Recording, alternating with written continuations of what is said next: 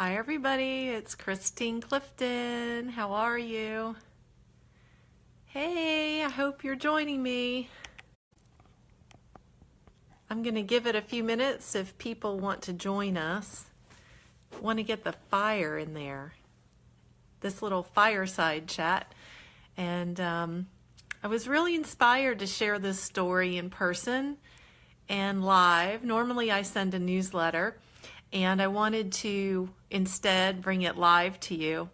So I got the little fire going, so we've got a little fireside storytelling, and I wanted to share my story with you, but I want to give people a few minutes to join since I advertised that I was going to be doing this.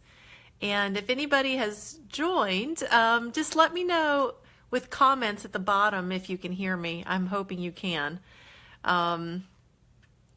I'm using a new microphone so I don't have to shout and get picked up on the video. So yeah, we've got the little warm fireplace going here, and the story that I'm going to share with you, I've shared it every single year since it happened. It's been about, 23 years now that this happened to me, and it's my personal Christmas story that I love to tell because there's a lot of messages in it. And I wanted to see what you think the message is for you, because different people who hear it get different things from it.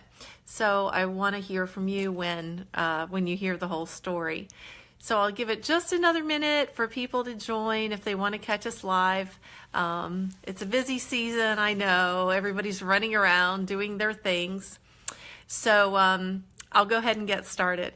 So I was in retail department store management for my first career. Well, it actually was second career. Restaurants were my first career, and retail department store management was my second career. And I had just made the transition from being a specialty store manager with Lane Bryant and joined a company called the Bon-Ton. And I was their human resources / operations manager at a store in Frackville, Pennsylvania, believe it or not. Frackville, Pennsylvania. True. So it's Christmas time in retail, which is an insane, crazy time for people who work retail. A lot of you are running around in those stores that I used to manage back then. And like a lot of small communities, which is where the Bon-Tons were located, they specialized in tertiary markets. So we were in very small communities. We would have an angel tree that we would sponsor local families in need on the angel tree. And this isn't a new concept to many of you, but in case you don't know it, then a family's name is hung like an ornament on the tree, and the customers could pick an ornament and then buy the gifts for the families.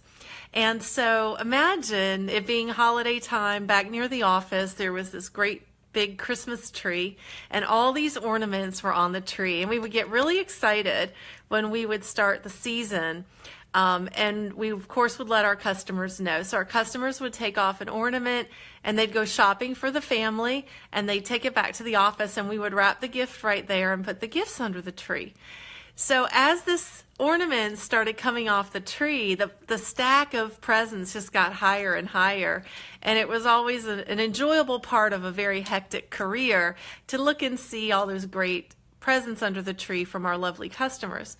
What was even better is when the families would start coming and collecting the presents.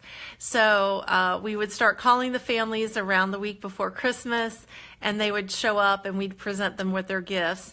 And for many of them, these were the only gifts that they got all year, at Christmas time, because they just weren't able to have a big Christmas themselves. So it was so heartwarming to do this for them.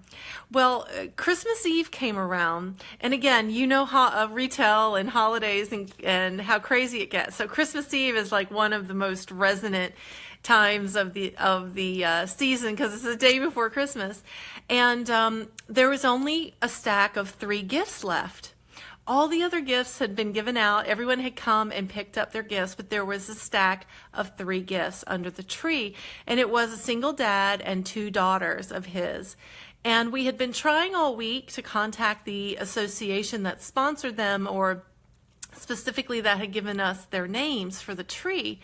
And we weren't able to get in touch with him and his daughters. The agency somehow lost touch with them.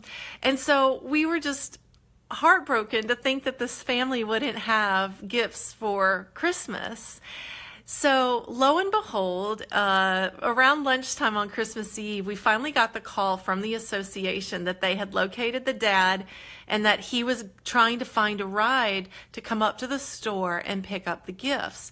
So we were all excited that we were finally going to give this last stack of gifts away. And I was out on the retail floor working and selling as we do on Christmas Eve. And my assistant came out and told me that he had arrived to pick up the gifts. And I was like, oh, I'm so glad. Yay, they got the gifts. So I finished the afternoon, then things died down a little bit.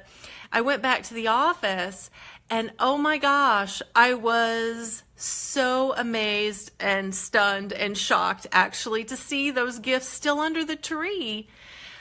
It would easily been 3 or 4 hours since my assistant had told me that he had come to get the gifts. So I was really confused and my heart sunk because I thought, oh my gosh, why weren't the gifts given out?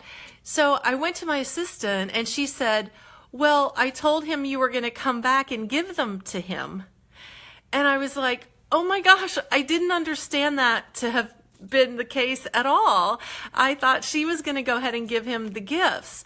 It wasn't me that was giving out the gifts. It was whomever was there when the family showed up for the gifts. So I jumped back on the telephone and I called the agency again. Now remember, this is Christmas Eve, mind you. So we get the agency back on the phone and we told them what had happened and they promised to try to reach him before we closed on Christmas Eve. And so I was just, oh my gosh, my heart was so just sad. And lo and behold, he somehow found another ride to bring him back up to the store. Now, the office, gals in the office had told me that he waited patiently for a really long time on the first trip, and his ride had to leave, which is why he had to leave. So he got another ride to bring him back up to the store. So when he got there, they paged me this time over the paging system. And when I heard my name, and I knew that that's what it was. So I rushed back to the office. And as I turned the corner to the office, I saw this man turn around and he had a box in his hand. And at first I was confused because I knew the presents were under the tree. But when I looked at what he had in the box, I still get teared up. Actually. So, in this box, he had, you know, those baggies that we used to have that didn't have the Ziplocs on it, like the old time baggies? He and his girls had filled little baggies with animal crackers, and they had tied these baggies with red yarn and green yarn. So red yarn and green yarn. So, here, why does it make me so emotional? Because here's a family that has nothing, and we put them out of their, put them out by having him come back a second time. And here he turned around with a box full of these bagged little animal crackers. And it was such a profound gesture from a family who didn't have anything, but who wanted to do something for us for making such a effort to reach them and make sure they had their gifts in the moment. So it's really, as you can tell, it touches me, this story, which is why I like to tell it each and every year. So if you're here and you want to comment what moral of the story is, please share what your moral of the story is. For me, there's several. For me, there is, don't underestimate the power of one-on-one connection. That's the number one thing that I take from that story, because we can make a difference in just one person's life. It doesn't have to be big. In this case, we were just facilitating our customers buying gifts for this family. We didn't do anything except have the angel tree. So you can make a difference, just one person. And the other moral of the story that I get because of the animal crackers. Now remember, I told you this was 23 years ago, and I'm going to tell you another part of this story, so stay tuned. That isn't the end of it. I'm going to tell you the rest in a minute. But the other moral of the story is that you get to give what you have. We get caught up in the commercialism of the holidays, and it's easy to get caught up in feeling like you have to buy and you have to do this and you have to do that. Well, this family had animal crackers, and they shared their animal crackers with us. They shared what they had. And it's an important thing to remember that we don't have to be or do anything that we aren't already or that we don't already have. That even at this crazy time of the holidays, if we just share ourselves with each other, that's so profound in this day and age. Don't you think that we get caught up in the hustle and the bustle and work and achievement and striving and all this stuff? But you know what? What's missing in our world is really human to human connection. And that's truly what this story also represents. So I'm reaching down here because I want to show you. I actually still have the bag of animal crackers. Now you can see how it's dust. Look how crunched up it is. But you can still see a little bit of the animal crackers. I don't know that we can discern which animal they are anymore. But this bag of animal crackers is 23 years old. Guys, this is how profound this man impacted me. And I'm sure that they enjoyed the presents, and I'm sure that was amazing for them.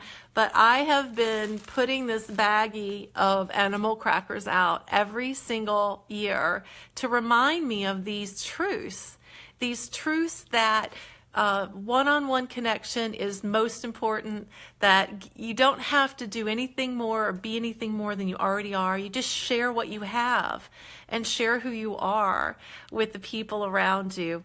And that's my Animal Crackers, A Christmas Story. So here's the 23-year-old bag of animal crackers, and what I'm hoping is that if you see this video, would you share it on your wall so others can hear the story as well? I would love to share this heartwarming Christmas story with whomever is interested in listening. And thank you guys for joining me here next to my fire for this Christmas story. And I wish you and your families all the very best this season and a very happy new year. Bye, everybody.